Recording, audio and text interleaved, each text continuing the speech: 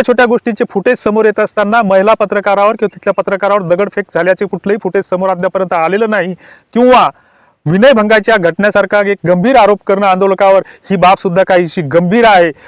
सदावर्ते आणि त्याची पत्नी जरांग्या, दारुड्या, बेवड्या असे काहीच्या काही शब्द वापरते, मात्र त्याला अवास्तव आणि अकारण प्रसिद्धी दिली जाते. ही माध्यमांचं काम नव्हे की माध्यमांनी अशा अनावश्यक गोष्टींना प्रसिद्धी देऊ नये की जेणेकरून समाजमन चिथावेल, चिघळेल. मात्र तरीही मराठा समाजाची ही परंपरा आहे की मराठा क्रांती मोर्चाच्या माध्यमातून त्यांनी शांततेचा एक नवीन आदर्श प्रस्थापित केलेला असताना आजही मराठे त्याच पद्धतीने आपलं आंदोलन करत आहेत. तरी सुद्धा मराठ्यांनी आपला कुठेही संयम ढळू देऊ नये, अशीच सामान्य माणसाची, आमची आणि सर्वांची इच्छा आहे, अपेक्षा आहे. सरकारला मात्र या आंदोलकांचा तोल ढासळायचा आहे, त्यांचा उद्रेक हा समोर आणायचा आहे. मात्र मराठा आंदोलकांनी याची पुरेपूर कसोशीनं दखल घेतली पाहिजे, काळजी घेतली पाहिजे की आपला कुठेही संताप, उद्रेक हा बाहेर येणार नाही, बाहेर पडणार नाही. काही आंदोलकाच्या